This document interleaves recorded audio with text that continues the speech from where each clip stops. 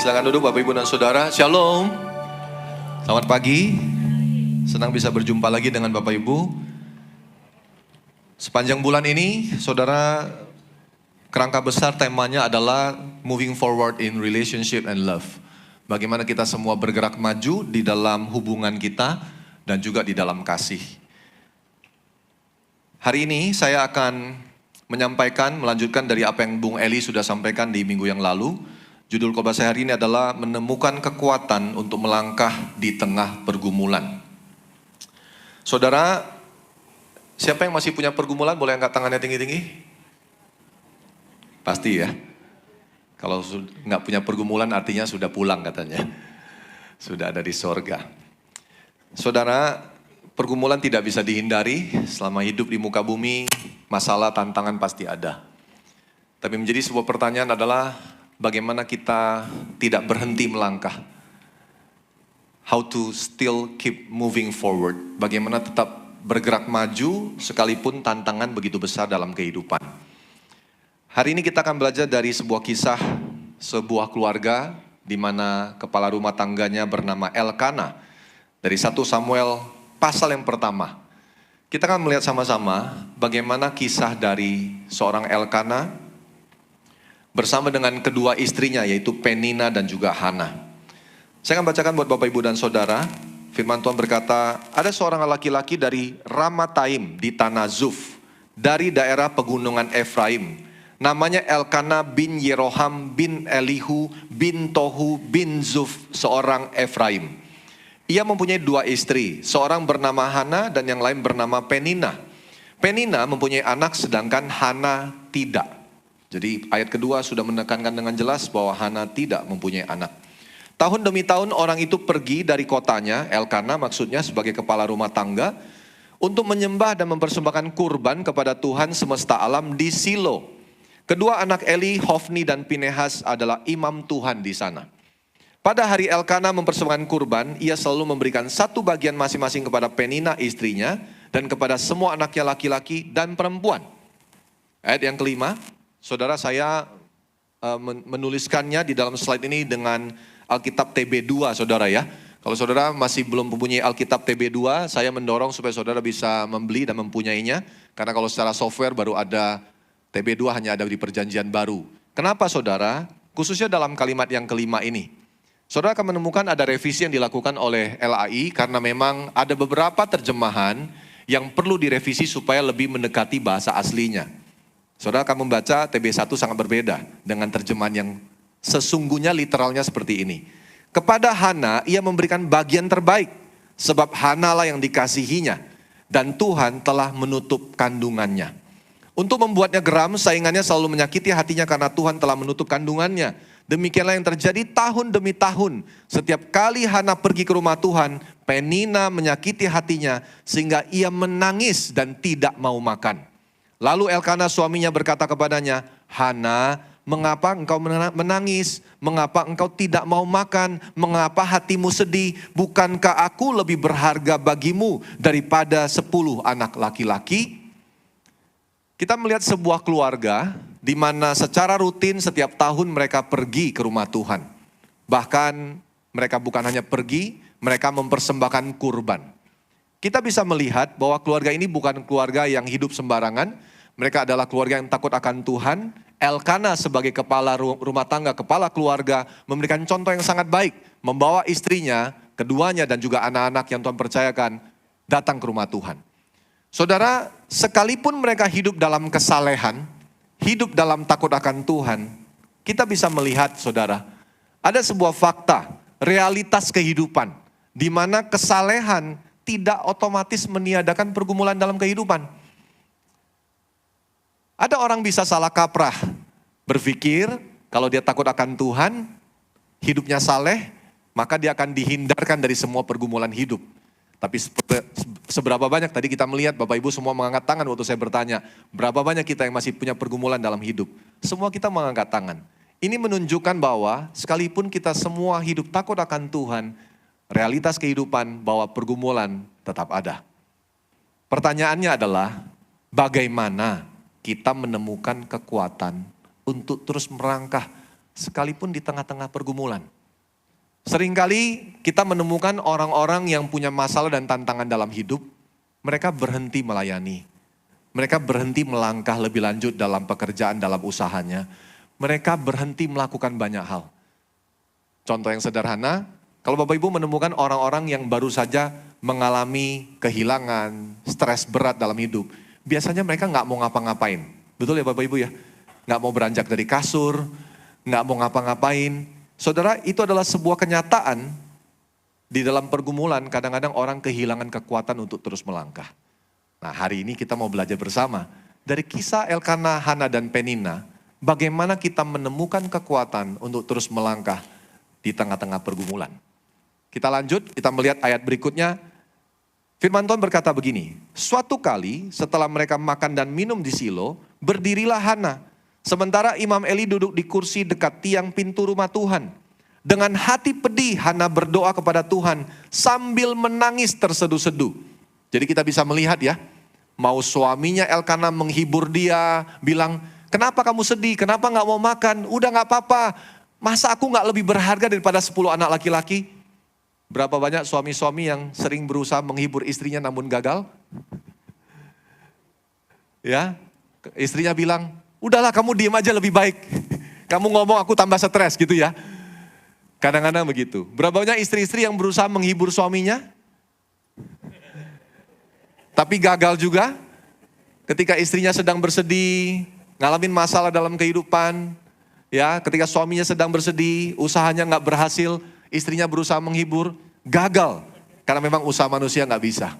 Hana bahkan sudah datang di rumah Tuhan, dia menghadap Tuhan sambil menangis terseduh-seduh. Jadi ayat 10 ini Bapak Ibu ya, menggambarkan sebuah situasi yang nyata tentang Hana. Dengan hati pedih, Hana berdoa kepada Tuhan sambil menangis terseduh-seduh. Kemudian ia bernazar demikian, Tuhan semesta alam, jika engkau sungguh-sungguh memperhatikan sengsara hambamu ini, mengingat dan tidak melupakan hamba, tetapi memberi hamba seorang anak laki-laki, maka hamba akan memberikan dia kepada Tuhan seumur hidupnya. Pisau cukur tidak akan menyentuh kepalanya. Sementara ia terus-menerus berdoa di hadapan Tuhan, Eli mengamati mulutnya. Saudara, apa yang kita bisa pelajari dari beberapa ayat yang pertama di bagian yang saya tunjukkan barusan ini? Saudara, ada dua hal yang penting yang kita perlu perhatikan. Yang pertama saudara, Hana berdoa kepada Tuhan dengan penuh kejujuran. Ironis sekali di zaman sekarang, orang bisa curhat dengan AI dengan begitu luar biasanya. Ada masalah, tanyanya sama AI, ChatGPT kan gitu. Saya sedang bergumul dengan usaha saya, menurut kamu langkah-langkah apa yang saya harus berikan ya, yang saya harus lakukan ya. Kemudian curhat, suami saya gak ngertiin saya. Sampai berasa AI lebih ngertiin dia loh kadang-kadang. Berbahaya sekali. Bisa curhat sama AI, bisa curhat sama teman dengan begitu dahsyatnya, tapi dia gak pernah bisa curhat sama Tuhan. Saudara, kenapa sih Tuhan menginginkan kita berdoa dengan penuh kejujuran? Saudara, Tuhan tidak menuntut doa yang sempurna loh. Kalau Tuhan menuntut doa yang sempurna, semua kita tidak ada yang layak. Tapi Tuhan menginginkan kita datang kepada Dia dengan kejujuran. Maksudnya apa? Apakah Tuhan tidak tahu apa yang menjadi pergumulan kita? Tahu. Apakah Tuhan tidak tahu apa yang menjadi pergumulan Hana? Tahu. Tapi kenapa Tuhan menginginkan kita datang kepadanya dengan kejujuran? Karena begini saudara, orang yang berani datang kepada Tuhan dengan jujur, apa adanya seperti Hana, dia menangis terseduh-seduh, hatinya pedih. Itu sebenarnya menunjukkan bahwa Tuhan, aku gak mampu sudah. Aku menyerahkan semuanya. Aku tahu aku gak sanggup, kekuatanku terbatas. Makanya aku datang, aku ngomong apa adanya Tuhan di hadapan Tuhan hari ini. Aku gak sanggup Tuhan, Tuhan aku butuh Tuhan tolong. Tapi seringkali kita berdoa dengan begitu terbatas. Karena mungkin mindset kita berpikir Tuhan sudah tahulah. Atau mungkin kita berpikir Tuhan gak merindukan relasi. Nah ini yang berbahaya. Saudara, Tuhan itu menginginkan sebuah relasi yang dalam dengan kita. seperti halnya kita sebagai orang tua dengan anak-anak kita di rumah, betul? Satu kali anak pria saya yang sudah remaja, berusia hampir 16 tahun ini, sedang begitu sedih dalam sebuah kondisi. Saya masuk kamarnya, dia sedang berbaring di kasur. Biasanya dia selalu ada di kamar kalau dia nggak lagi sedang latihan gitar, dia ada di depan komputernya. Kali ini dia tidak pegang handphonenya, tidak pegang komputernya, tidak pegang gitarnya. Dia berbaring, padahal itu masih sore-sore. Itu pemandangan yang sangat langka di rumah saya. Dia berbaring, lampu dimatikan, saya buka pintu. Kenapa dia? Matanya masih terbuka, tidak tidur, dia memandang ke langit-langit. Saya bilang, Dave, kamu kenapa? Baru saya ngomong satu kalimat, matanya mulai merah. Mulai ada air mata di dalam matanya. Terus saya duduk di pinggir ranjang. Saya bilang, Dave kenapa? Dave sedih. Sedih kenapa? Saya biasanya bapak-bapak tuh selalu mikir ya, bapak-bapak habis salah apa ya? Kalau anaknya sedih kan. Atau mamanya yang habis tegur dia atau marahin dia. Saya bilang, kenapa gitu? Anak saya yang pertama ini tipe yang susah cerita. Saudara, orang yang sulit mengungkapkan isi hatinya kepada Tuhan, cenderung akan mengalami beban yang begitu berat sendiri. Karena ditanggung terus sendiri. Seperti anak saya ini, waktu saya tanya dia susah sekali mau ngomong. Saya temenin, saya duduk lama di situ. Dev, cerita yuk sama papi, kamu kenapa gitu. Terus saya mulai menggali dengan pertanyaan-pertanyaan. Ini begini, soal yang ini. Geleng-geleng terus dia. Kenapa mulutnya gak bisa ngomong? Bingung ya? Bapak-bapak kalau ngalamin begitu bingung gak? Ibu-ibu kalau ketemu anak begitu bingung ya, ini kenapa anaknya gitu? Tuhan kasih saya hikmat, terus saya tanya lagi satu pertanyaan, dia, ya udah cerita dong cerita. Papi pengen denger cerita. Papi gak akan judge kamu, papi gak akan banyak ngasih nasihat panjang lebar, papi cuma pengen denger, saya bilang. Terus dia mulai cerita lah pelan-pelan, dia cerita. Saya gak bisa cerita sama saudara, tapi ini diceritain gitu, pergumulan dia. Oh oke. Saya bilang ya udah ceritanya sudah semua, udah papi. Ya udah, sini papi doain kamu. Saya doain dia. Saudara, sudah selesai doain dia, saya keluar kamar.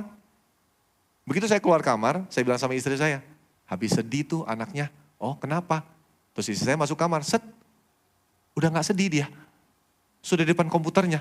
Terus istri saya balik, loh kata kamu sedih, itu sudah main game? Saya bilang, nah itu kuncinya. Habis cerita, lega hatinya. Saudara, sebenarnya Tuhan tuh bukan kepo. Ayo cerita. Bukan, Tuhan tahu kok apa yang kita gumulkan. Tapi waktu dia mengharapkan, menginginkan kita berdoa dengan kejujuran, sebenarnya itu keuntungannya untuk siapa? Untuk kita. Supaya kita bisa mencurahkan isi hati kita. Karena begini, Tuhan kita adalah Tuhan relasi. Bukan Tuhan yang mensyaratkan banyak kondisi bagi hidup kita. Tapi Tuhan kita ini Tuhan relasi. Dia menginginkan sebuah hubungan yang dalam dengan kita. Maka hari ini kita bisa belajar bagaimana Hana berdoa kepada Tuhan dengan penuh kejujuran. Disinilah langkah awal kekuatan itu mulai muncul dari dalam hidupnya. Tapi gak berhenti di situ saudara. Hana bernazar kepada Tuhan.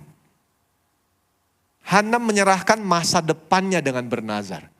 Hidup ini saudara tidak bisa, selama kita masih hidup di muka bumi ini, tidak bisa terhindar dari yang namanya masa depan. Waktu masih anak-anak, berharap masa depannya nanti bisa sekolah yang baik, kemudian dari sekolah yang baik, kemudian bisa dapat pekerjaan yang baik, itu selalu ada masa depannya. Sudah bekerja dengan baik, gaji cukup dan lain-lain, kemudian berharap masa depannya bisa dapatkan pasangan yang terbaik, menikah dalam kondisi yang cukup, bahkan berlimpah, setelah menikah kemudian berharap masa depannya punya anak, setelah punya anak berharap masa depan anaknya juga bisa berhasil, takut akan Tuhan, setelah anaknya berhasil takut akan Tuhan, kemudian menikah, kemudian dia punya anak, punya cucu sekarang ya, betul ya, setelah punya cucu, opa oma khawatir sama cucu enggak? Iya, Pak Hengki juga pasti ya Pak. Wah cucu kenapa-napa maju paling depan sudah pasti. Mana ada ceritanya. Ya kan? Bahkan kadang-kadang lebih perhatian kakek neneknya daripada bapak maknya. Itu kenyataan gitu. Mama saya begitu perhatian sama anak saya. Dia sebut dia sebagai cucu emas dalam kehidupan. Gitu kan? Cucu emas lagi belum makan pasti ditanyain. Baru sakit dikit, cepet-cepet bawa ke dokter. Ma, tenang, sabar. Udah, kamu jangan banyak pusing-pusing, bawa ke dokter. Udah gitu. Itu sudah pasti. Semua ini bicara masa depan. Bukan hanya soal kita mikirin cucu, tapi juga Bapak Ibu yang sudah punya cucu juga mikirin hidup saya nanti di akhir bagaimana. Saya pengen menghabiskan masa tua saya dengan hidup tenang, cukup, saya bisa menikmati hidup, melayani Tuhan. Itu kan diinginkan. Masa depan itu selalu jadi sebuah gambaran dalam hidup kita yang kalau tidak kita serahkan kepada Tuhan, itu bukan menjadi sebuah berkat, malah jadi sebuah beban. Saya kasih contoh. Kalau Bapak Ibu punya emas 1 kilo, ada yang punya? Nggak perlu angkat tangan ya. Kalau saudara punya emas 1 kilogram saudara, saya mau tanya, saudara bawa terus nggak? Ada yang bawa emas 1 kilo ke dalam gedung ibadah ini? Bahkan bukan cuma bawa, digenggam terus dalam tangan, nggak mau dilepasin. Kenapa? Berharga sekali. Iya kan? Ada orang yang punya emas 1 kilo digenggam terus. Nggak mungkin. Kenapa? Karena kalau digenggam terus, dibawa terus, yang ada khawatir, iya kan? Kalau lepas dikit nanti diambil orang. Kalau nanti taruh dalam tas nanti diambil orang. Hilang apa enggak? Ketinggalan apa enggak? Khawatir terus. Kalau digenggam terus, nggak akan selesai hidupnya. Nggak punya kekuatan untuk lakukan hal yang lain. Perhatiannya cuma 1 genggam emas itu di tangannya. Betul kan? Cara satu-satunya supaya dia tidak lagi khawatir soal emas dan punya kekuatan untuk melakukan hal yang lain adalah, bagaimana Bapak Ibu? Emasnya taruh di tempat yang menurut saya paling aman. Kira-kira kayak gitu ya. Kalau hari ini orang pasti menaruhnya di SDB. Safety Deposit Box, karena dia tahu kalau taruh di rumah pun masih kurang aman. Tapi kalau taruh di bank, bahkan sudah di SDB, ya masih ada resiko lah. Tapi mungkin hanya tinggal 2,5% resikonya dibandingkan yang saya taruh di rumah. Begitu dia taruh emas 1 kilo itu dalam SDB saudara. Dia aman, tenang, dia punya kekuatan untuk melakukan hal yang lainnya. Betul? Nggak mikirin lagi, emas saya masih ada nggak ya? Bapak Ibu ya pasti ada yang menaruh sesuatu surat berharga di SDB di bank. Ada nggak yang setiap hari kepikir, aduh SDB saya gimana ya? Nanti diambil orang nggak ya? Nggak ada. Kita santai aja, tiba waktunya mau ambil tinggal pergi ke bank, buka pakai kuncinya, keluarin. Kenapa? Karena sudah punya mindset di tangannya bank, pasti aman. Saya mau beritahu buat Bapak Ibu Saudara. Ketika engkau menyerahkan masa depanmu kepada Tuhan, di tangan dialah semuanya aman. Amin.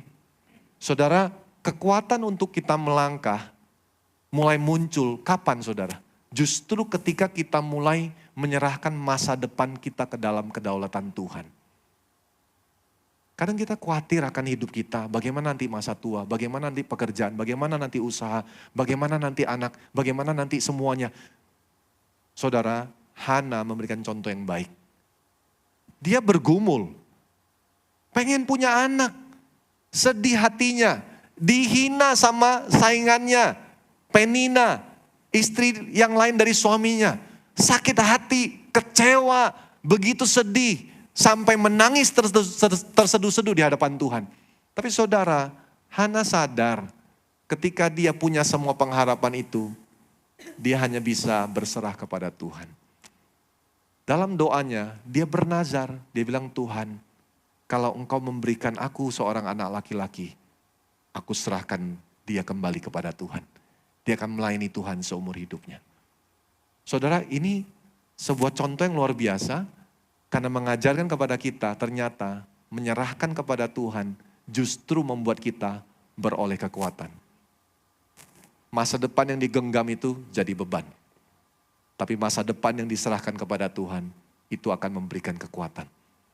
Saudara, berapa banyak kita hari ini yang mungkin masih menggenggam sesuatu dalam hidup kita, tidak rela untuk kita lepaskan. Hari ini Tuhan bilang sama kita, nak, serahkan sama aku. Karena kalau di tangan aku pasti aman kok. Bapak Ibu Saudara percaya? Katakan amin beramai-ramai 1, 2, 3. Amin. Di tangan Tuhan pasti aman.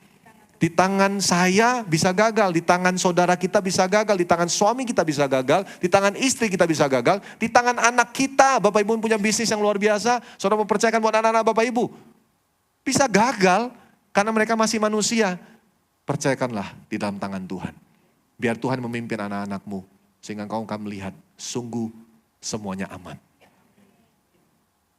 Kalau hari ini kita melihat, kita merasa kita kehilangan kekuatan dalam perjalanan iman kita, mungkin ini waktunya untuk menyerahkan kepada Tuhan.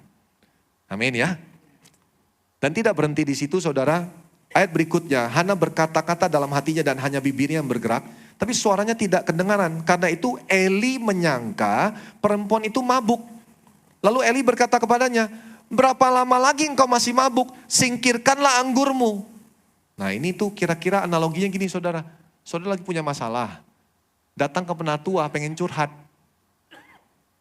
Sudah curhat panjang lebar, penatuannya tuh salah tangkep, salah mengerti. Dan ini bisa terjadi kan, betul ya? Terus dikasih saran begini. Saudara merasa, kok ini gak ngertiin saya sih? Nah saudara, kasus yang ini lebih parah. Orang sudah datang, udah sedih hati, menangis terseduh-seduh, berdoa dengan sungguh-sungguh. Imam besar loh, namanya imam besar Eli ini, lihat dia sedang berdoa, bukannya tahu dia sedang berdoa malah bilang gini, kamu mabuk ya Hana? Bisa saja Hana kecewa ya sebetulnya ya. Bagaimana ini imam besar dari Tuhan, kok gak tahu saya sedang berdoa? Nah tapi kita lihat ya, Hana menjawab apa? Bukan demikian Tuhan, aku seorang perempuan yang sangat tertekan. Aku tidak minum anggur ataupun minuman keras, tapi mencurahkan isi hatiku di hadapan Tuhan. Janganlah anggap hambamu ini perempuan tercela. Aku berbicara demikian lama karena aku sangat susah dan sakit hati. Ayat berikutnya, jawab Eli, pergilah dengan damai. Allah Israel akan memberikan apa yang kau minta kepadanya. Berkatalah Hana, kiranya hambamu ini mendapat kemurahan hati Tuhan. Kemudian perempuan itu pergi, lalu ia makan dan mukanya tidak muram lagi. Luar biasa ya. Jawabannya belum tiba, belum langsung hamil, tapi setelah Eli berkata-kata kepada dia menerima perkataan dari Imam Eli, dia pergi, dia makan, dan mukanya tidak muram lagi. Ada dua hal yang kita bisa tangkap dari beberapa prinsip ini. Saudara, yang ketiga, saudara, Hana berespon benar. Penting sekali dalam kehidupan kita berespon benar. Kadang-kadang kita berharap manusia di sekeliling kita bisa memberikan nasihat, pandangan, masukan yang kita harapkan. Tapi seringkali saudara, mereka gagal. Termasuk pemimpin rohani saudara bisa gagal. Saya pun pernah gagal memberi nasihat buat orang yang saya pimpin.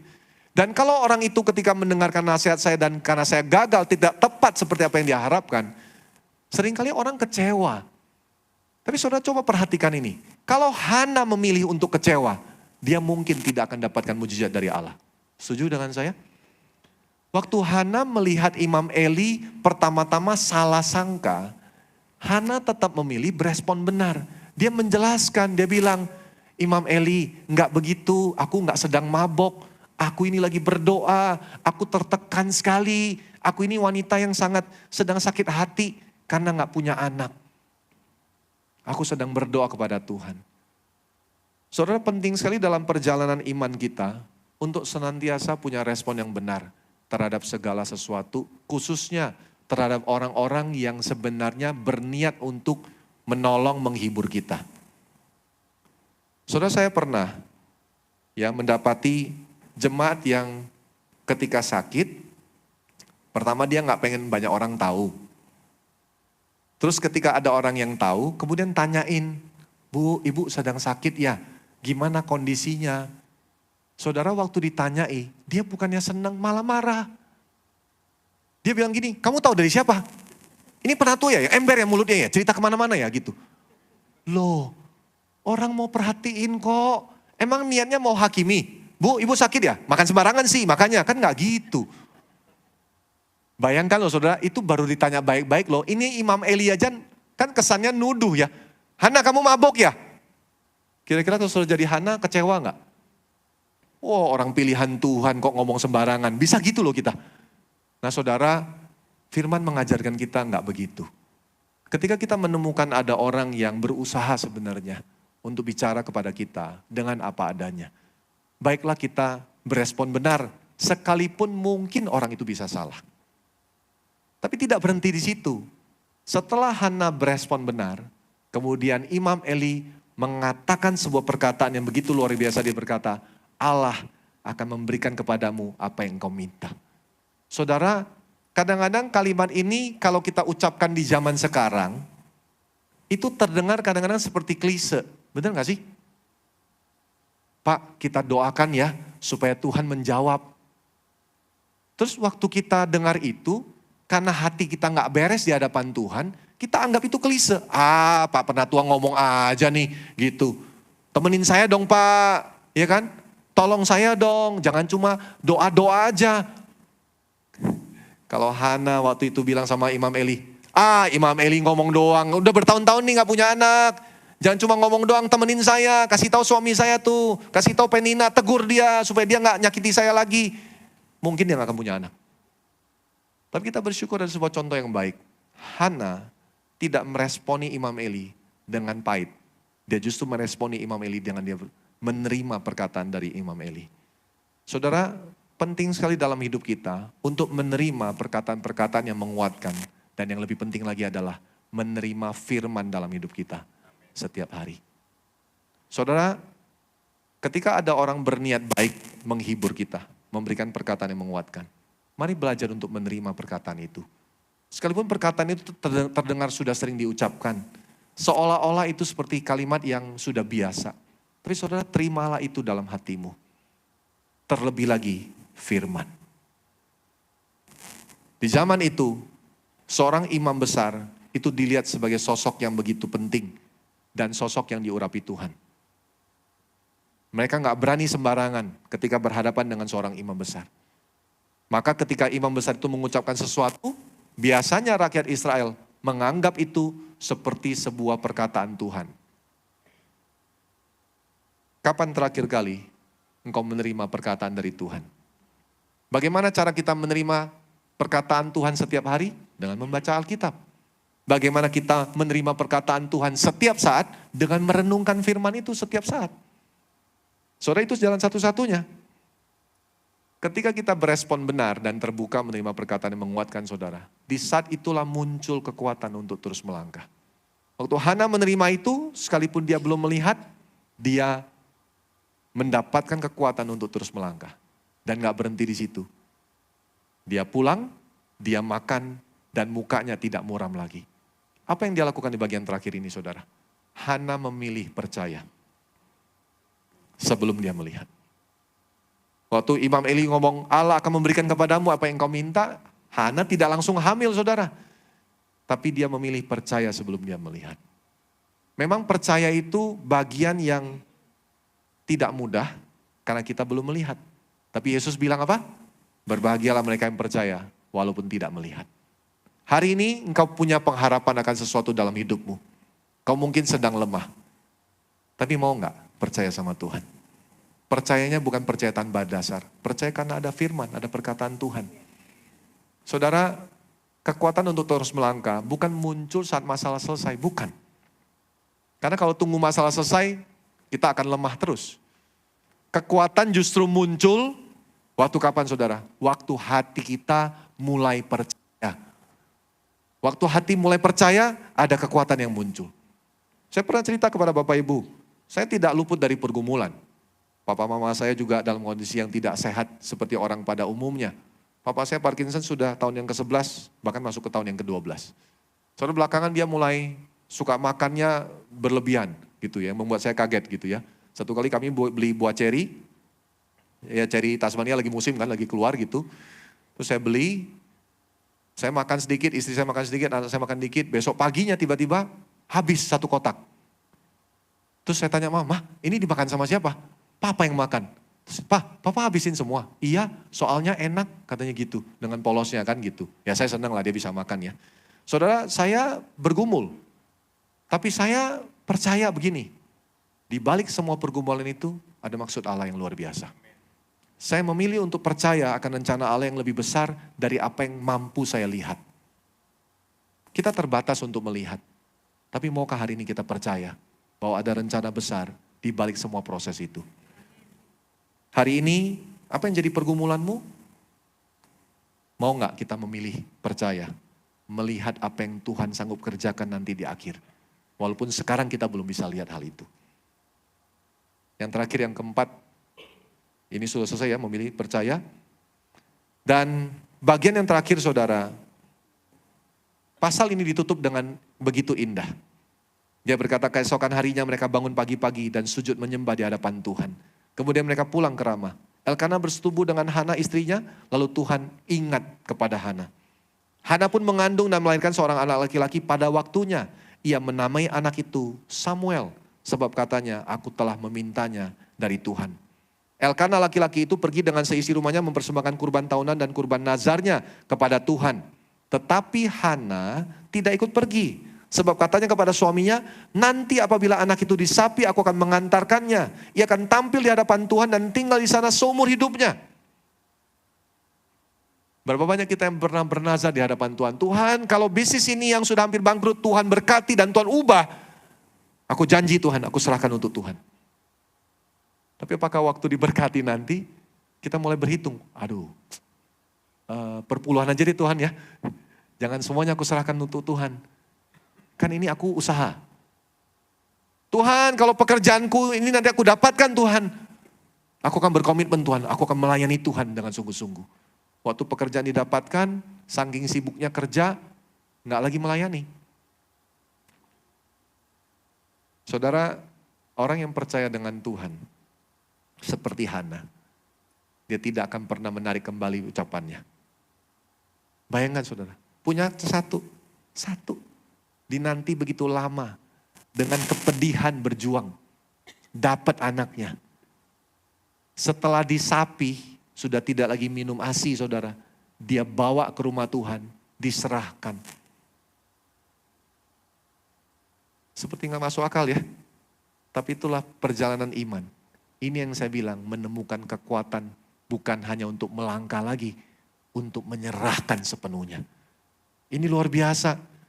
Satu anak yang Tuhan berikan, satu anak itu juga diserahkan kembali untuk Tuhan. Dia bernazar dan dia menepatinya. Kata Elkana suaminya kepadanya, lakukanlah apa yang kau pandang baik. Luar biasa ya. Ini bukti ini keluarga takut akan Tuhan, gak hidup sembarangan. Kalau jadi suami, saudara kira-kira gimana? Melihat istri sudah berjuang sedemikian lama, terus dapat anak. Secara logika manusia akan bertanya gini, kamu yakin Hana mau ngasih buat Tuhan? Kamu yakin mau serahkan ke rumah Tuhan? Kamu udah berjuang lama loh. Tapi saudara, Elkana tidak ucapkan itu. Elkana bilang gini, lakukanlah apa yang kau pandang baik. Tinggallah sampai engkau menyapi dia, kiranya Tuhan menepati janjinya. Jadi perempuan itu tinggal di rumah, menyusui anaknya sampai disapi. Setelah menyapi anaknya, perempuan itu membawa dia dan juga seekor lembu jantan berumur 3 tahun, 1 eva tepung, 1 kantong anggur, lalu mengantarkannya ke rumah Tuhan di Silo. Anak itu masih kecil. Setelah lembu jantan itu disembeli, anak itu diantarkan kepada Eli, lalu kata Hana, maaf Tuan, demi Tuanku yang hidup, akulah perempuan yang dulu berdiri di sini dekat Tuanku untuk berdoa kepada Tuhan. Anak inilah yang kuminta dalam doa dan Tuhan telah memberikan kepadaku apa yang kuminta kepadanya. Sebab itu, lihat ya, justru karena Tuhan sudah memberikan apa yang dia minta. Sebab itu, aku pun menyerahkannya kembali kepada Tuhan. Seumur hidupnya, ia diserahkan kepada Tuhan. Lalu mereka sujud menyembah Tuhan di sana. Tanpa kekuatan yang diperoleh dari Tuhan, tidak mungkin Hana berani menyerahkan kembali kepada Tuhan. Tanpa penyerahan yang Hana lakukan, tidak ada kisah seorang Nabi Samuel. Tanpa kisah Nabi Samuel, tidak akan pernah ada kisah Raja Saul dan Raja Daud. Samuel di akhir hidupnya, saudara baca dalam kitabnya, seluruh Israel meratapi kepergiannya. Ini salah satu nabi yang paling luar biasa yang tercatat. Hidup tidak bercela, hidup sungguh-sungguh di hadapan Allah. Dipakai Allah untuk pekerjaan yang dahsyat. Justru ketika Hana menyerahkan masa depannya kepada Tuhan, Tuhan menunjukkan kepada Hana bagaimana Tuhan bekerja, bagaimana dahsyatnya maksud Allah atas hidup Hana. Melalui hidupnya, melahirkan seorang nabi yang dahsyat, dipakai Tuhan dengan luar biasa. Bapak, Ibu, dan Saudara, apa yang sedang kau alami? Apa yang jadi pergumulanmu? Serahkanlah dalam tangan Tuhan. Apa yang mungkin engkau belum bisa lihat, Tuhan akan bekerja di sana. Temukanlah kekuatan untuk melangkah bersama dengan Tuhan. Realitas kehidupan di awal tadi harus dijawab, saudara. Dalam realita kehidupan, memang kesalehan tidak otomatis meniadakan pergumulan dalam kehidupan. Tapi saudara perlu tahu, dalam hidup ini, ada yang namanya realitasnya Tuhan. Kadang kita manusia terjebak dalam realita kita terus, tapi kita susah masuk dalam realitasnya Tuhan. Saudara, bagi Tuhan, realitanya adalah Dia tahu setiap pergumulan kita. Mau yang sekarang maupun yang akan datang. Kita terbatas, saudara, karena kita hidup dalam realita manusia. Tapi bagi Tuhan ada sebuah realitas yang beyond our imagination, beyond our potential. Di atas semua yang kita mampu, di atas semua pergumulan kita. Dia tahu yang sekarang maupun yang akan datang. Dan begini, saudara, Dia bekerja di atas semua pergumulan itu. Kalau kita terikat oleh ruang dan waktu, kita terikat oleh semua kondisi yang ada di dunia.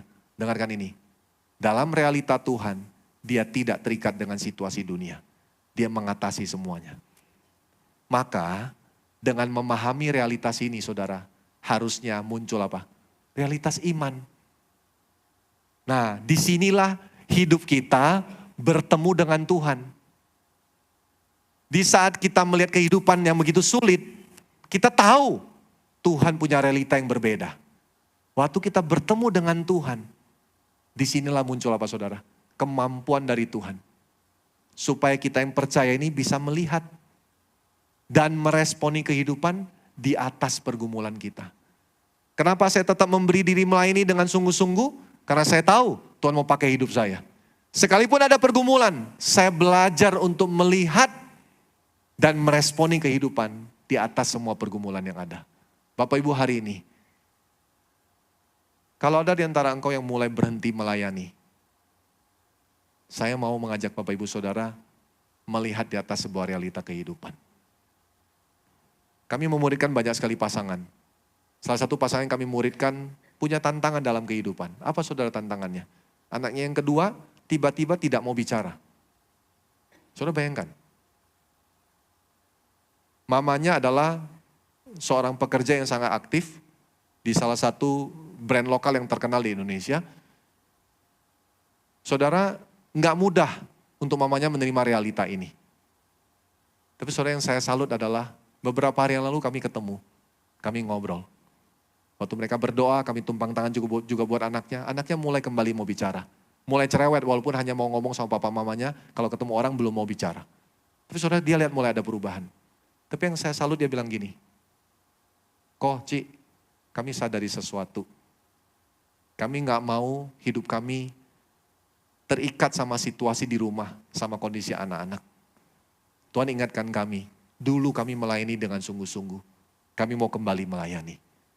Saudara, orang yang hidup dalam realitas iman, dia bisa ada di dalam sebuah fase melihat dan meresponi hidup, bukan lagi dalam pergumulan, tapi di atas semua pergumulan. Saudara mau hidup dalam realitas iman? Mau melihat hidupmu beroleh kekuatan untuk terus melangkah? Berjalanlah bersama dengan Tuhan. Saya akhiri supaya kita mengingat kembali, saudara, untuk menemukan kekuatan untuk melangkah di tengah pergumulan. Ada 4 hal ini. Mari baca bersama. 1, 2, 3. Berdoa dengan penuh kejujuran. Yang kedua apa, saudara? Menyerahkan masa depan kepada Tuhan. Yang ketiga, berespon benar dan menerima perkataan yang menguatkan. Yang terakhir, memilih percaya sebelum melihat. Mari kita berdiri bersama.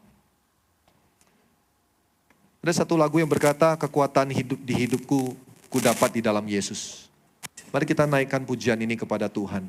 Biarlah ini menjadi doa kita. Biarlah ini menjadi perkataan yang keluar dari hati kita. Pernyataan bahwa kekuatan dalam hidup kami peroleh hanya di dalam Engkau, Tuhan. Bukan dari tempat yang lain. Tuhan, terima kasih.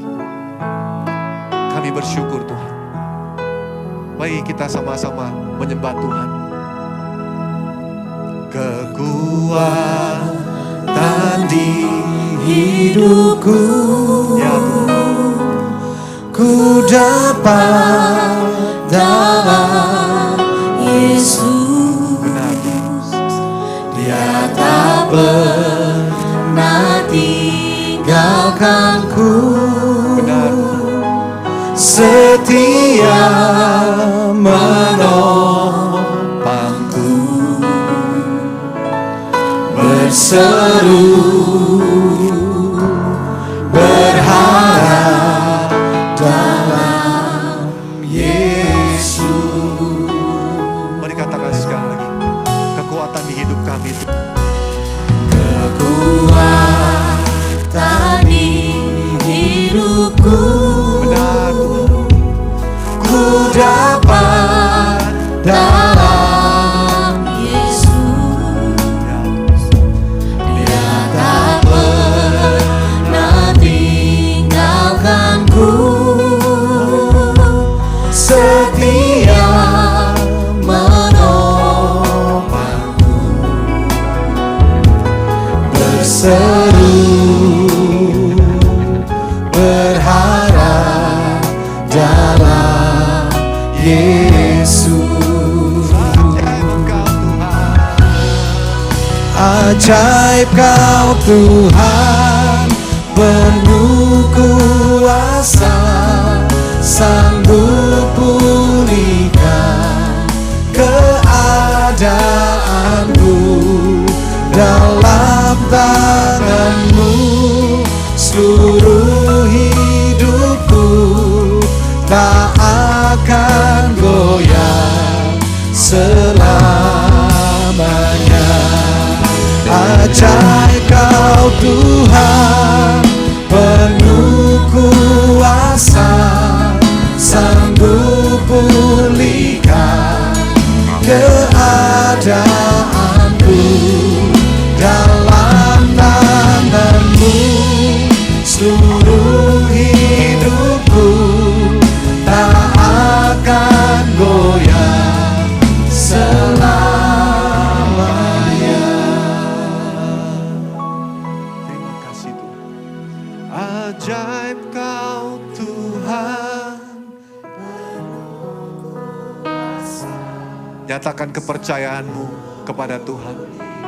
Ya Tuhan, kami percaya. Dalam tangan-Mu seluruh hidupku tak akan goyah selamanya.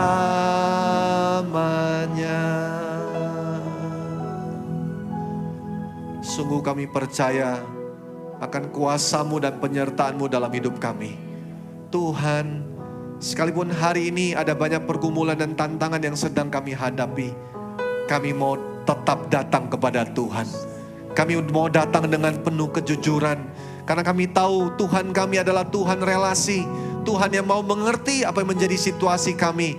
Tuhan yang mau kami mengakui dengan jujur dari mulut kami sendiri bahwa kami sebenarnya tidak sanggup. Kami butuh Tuhan dalam kehidupan kami. Hari ini Bapak, Ibu, dan Saudara, maukah engkau menyerahkan sepenuhnya masa depanmu kepada Tuhan? Kalau engkau mau serahkan sepenuhnya kepada Tuhan, engkau sadar bahwa dengan menyerahkan, engkau boleh tenang. Dan disitulah terdapat kekuatanmu. Kalau engkau mau serahkan kepada Tuhan, biarlah sebagai sebuah tanda simbolis di hadapan Tuhan. Bukalah kedua tanganmu kepada Tuhan. Mari katakan secara pribadi, Tuhan, aku serahkan masa depanku. Aku serahkan masa depan keluargaku. Aku serahkan masa depan anak-anakku. Aku serahkan masa depan usaha pekerjaanku. Aku serahkan Tuhan semuanya. Bahkan aku serahkan Tuhan masa depan gereja ini ke dalam tangan-Mu. Tuhan, Engkau yang berdaulat. Engkau yang bekerja sepenuhnya dalam seluruh kehidupan kami. Kami tahu Tuhan, di dalam tinggal tenang dan percaya terletak kekuatan kami. Hari ini Tuhan, kami percaya mata-Mu menjelajah seluruh bumi dan melihat setiap kami untuk mencurahkan kekuatan-Mu. Sehingga kami bukan hanya terus melangkah, tapi kami berani menyerahkan kembali apa yang menjadi miliknya Allah. Tuhan, hidup kami milik-Mu. Semua yang kami lakukan adalah untuk-Mu. Tidak ada yang menjadi kebanggaan kami. Semuanya untuk Tuhan. Hari ini Tuhan, hamba-Mu berdoa bagi seluruh jemaat-Mu, supaya dalam pergumulan mereka menemukan kekuatan yang sesungguhnya dari Tuhan. Bukan lagi dari manusia, tetapi dari Allah sendiri. Dan aku berdoa supaya jemaat yang setia ini, mereka senantiasa percaya dan berani menyerahkan seluruh hidupnya kepada Tuhan. Kami serahkan Tuhan hidup kami dalam tangan-Mu. Kami percaya seperti Hana, kami akan melihat mujizat-mujizat yang Tuhan kerjakan dalam hidup kami. Hal yang tidak pernah kami lihat sebelumnya, Tuhan akan nyatakan. Bapa, buka mata rohani kami untuk bisa melihat apa yang menjadi rencana Allah. Supaya kami tidak lagi hidup hanya dalam realita kehidupan, tapi kami hidup dalam realitas iman. Kami melangkah bersama dengan Tuhan, melihat perkara besar Tuhan nyatakan dalam hidup kami. Terima kasih Tuhan, kami serahkan seluruh hidup kami ke dalam tangan-Mu. Di dalam nama Yesus, kami percaya kekuatan kami ada bersama dengan Tuhan. Mari semua kita yang percaya, sama-sama kita berkata, amin. Tuhan memberkati kita semua.